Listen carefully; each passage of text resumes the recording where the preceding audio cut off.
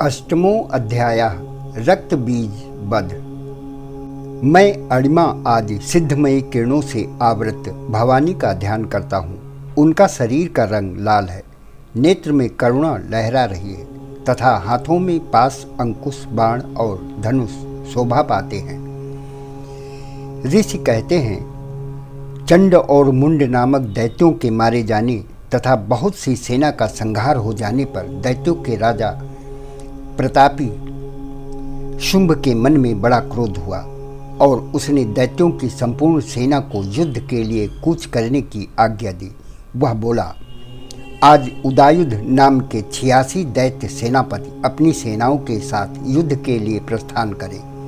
कंबु नाम के दैत्यों के 84 सेनानायक अपनी वाहिनी से घिरे हुए यात्रा करें। 50 कोटि वीर कुल के और 100 धौम्र कुल के असुर सेनापति मेरी आज्ञा से सेना सहित कूच करें। कालक, दौहर्द, मौर्य और काल के असुर भी युद्ध के लिए तैयार हो मेरी आज्ञा से तुरंत प्रस्थान करें। भयानक शासन करने वाला असुर राज शुंभ इस प्रकार आज्ञा दे सहस्त्रों बड़ी बड़ी सेनाओं के साथ युद्ध के लिए प्रस्थित हुआ। उसकी अत्यंत भयंकर सेना आती देखकर चंडिका ने अपने धनुष की टंकार से पृथ्वी और आकाश के बीच का भाग गुंजायमान कर दिया। राजन, तदंतर देवी के सिंह ने बड़े जोर जोर से दहाड़ना आरंभ किया। फिर अंबिका ने घंटे के शब्द से उस ध्वनि को और भी बढ़ा दिया। धनुष की टंकार, सिंह की दहाड़ और घंटे की ध्वनि से संपूर्ण दिशाएं गूंज उठी। उस भयंकर शब्द से काली ने अपने विकराल मुख को और भी बढ़ा लिया। इस प्रकार वे विजयिनी हुई। उस तुमुल नाद को सुनकर दैत्यों की सेनाओं ने चारों ओर से आकर चंडिका देवी को, सिंह तथा काली देवी को क्रोधपूर्वक घेर लिया।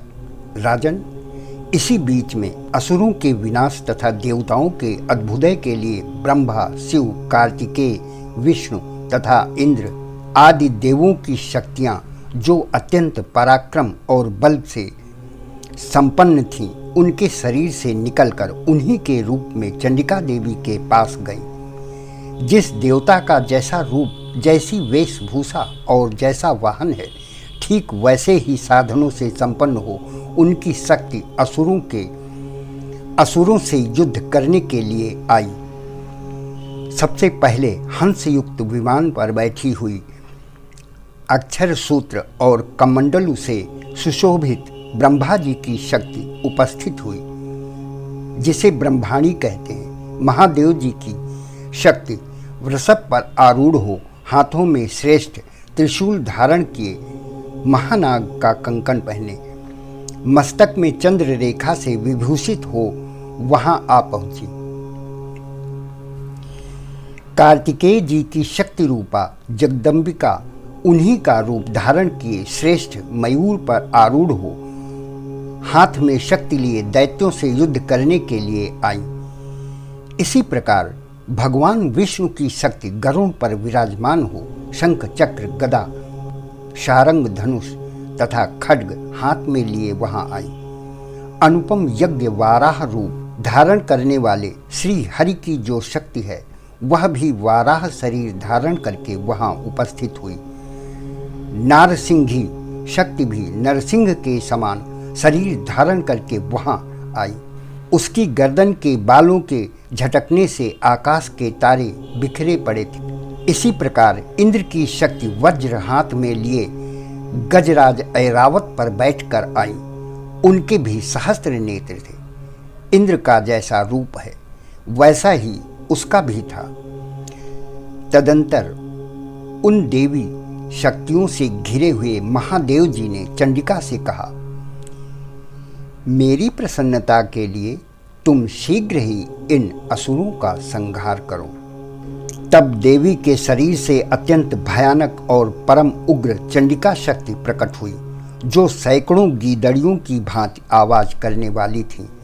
उस अपराजिता देवी ने धूमिल जटा वाले महादेव जी से कहा, भगवान, आप शुंभ निशुंभ के पास दूत बनकर जाइए और उन अत्यंत गर्वीले दानव शुंभ और निशुंभ दोनों से कहिए, साथ ही उनके अतिरिक्त जो भी दानव युद्ध के लिए वहां उपस्थित हों उनको भी यह संदेश दीजिए, दैत्यों, यदि तुम जीवित रहना चाहते हो तो पाताल को लौट जाओ।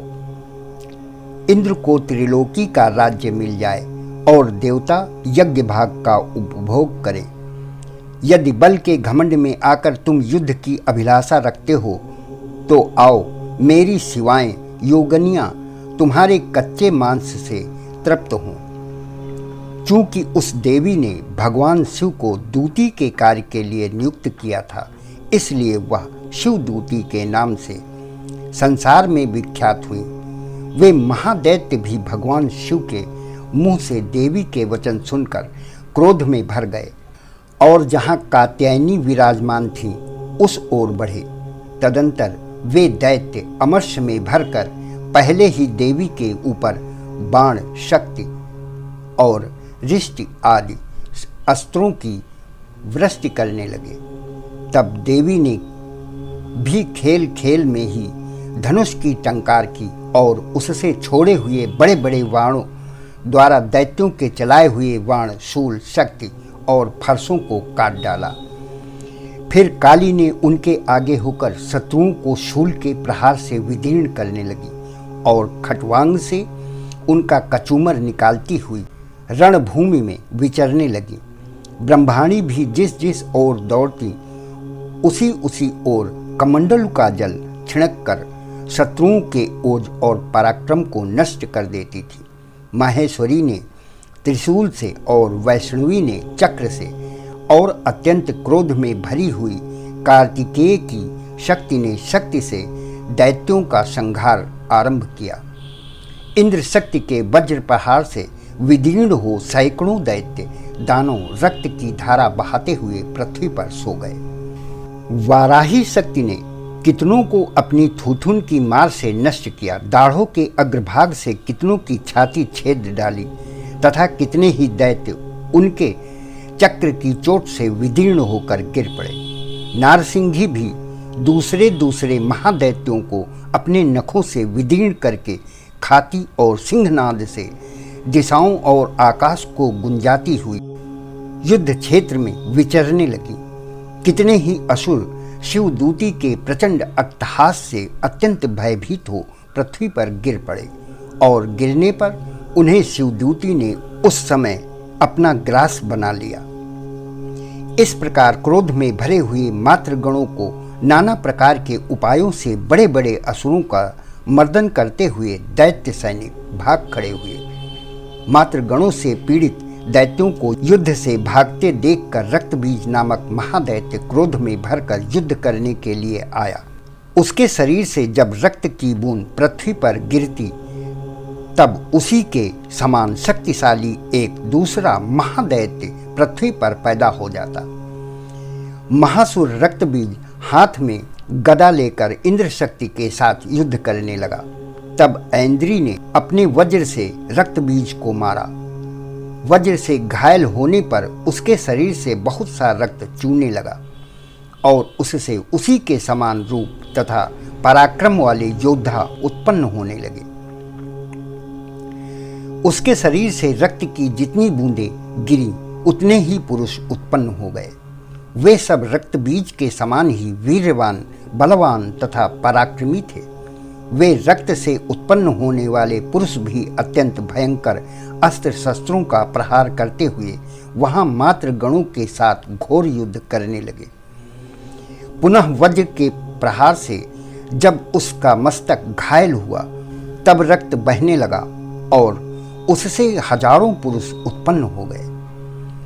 वैष्णवी ने युद्ध में रक्त बीज पर चक्र का प्रहार किया तथा ऐन्द्री ने उस दैत्य सेनापति को गदा से चोट पहुंचाई।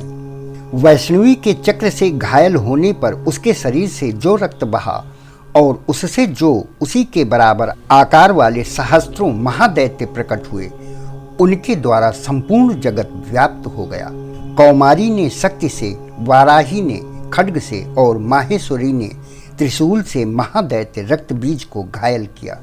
क्रोध में भरे हुए उस महादैत्य रक्त बीज ने भी गदा से सभी मात्र शक्तियों को पृथक पृथक प्रहार किया। शक्ति और शूल आदि से अनेक बार घायल होने पर जो उसके शरीर से रक्त की धारा पृथ्वी पर गिरी, उससे भी निश्चय ही सैकड़ों असुर उत्पन्न हुए। इस प्रकार उस महादैत्य के रक्त से प्रकट हुए असुरों द्वारा संपूर्ण जगत व्याप्त हो गया। इससे उन देवताओं को बड़ा भय हुआ। देवताओं को उदास देखकर चंडिका ने काली से शीघ्रतापूर्वक कहा, चामुंडे, तुम अपना मुख और भी फैलाओ तथा मेरे शस्त्रपात से गिरने वाले रक्त बिंदुओं और उनसे उत्पन्न होने वाले महादैत्यों को तुम अपने इस उतावले मुख से खा जाओ।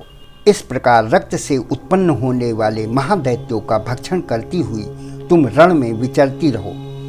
ऐसा करने से उस दैत्य का सारा रक्त क्षीण हो जाने पर वह स्वयं भी नष्ट हो जाएगा। उन भयंकर दैत्यों को जब तुम खा जाओगी तब दूसरे नए दैत्य उत्पन्न नहीं हो सकेंगे।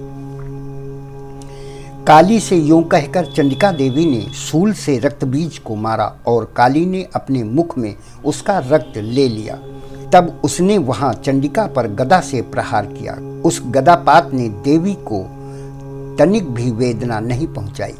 रक्त बीज के घायल शरीर से बहुत सा रक्त गिरा, किंतु ज्यों ही वह गिरा त्यों ही चामुंडा ने उसे अपने मुख में ले लिया। रक्त गिरने से काली के मुख में जो महादैत्य उत्पन्न हुए उन्हें भी वह चट कर गई और उसने रक्त बीज का रक्त भी पी लिया। तदंतर देवी ने रक्त बीज को, जिसका रक्त चामुंडा ने पी लिया था, वज्र, बाण, खड्ग तथा रिष्टि आदि से मार डाला। राजन, इस प्रकार शस्त्रों के समुदाय से आहत एवं रक्तहीन हुआ महादैत्य रक्त बीज पृथ्वी पर गिर पड़ा। नरेश्वर, इससे देवताओं को अनुपम हर्ष की प्राप्ति हुई और मातृगण उन असुरों के रक्तपान के मद से उद्भत सा होकर नृत्य करने लगा। इस प्रकार श्री मार्कंडेय पुराण में सावर्णिक मनवंतर की कथा के अंतर्गत देवी महात्म्य में रक्त बीज वध नामक 8वां अध्याय पूर्ण हुआ।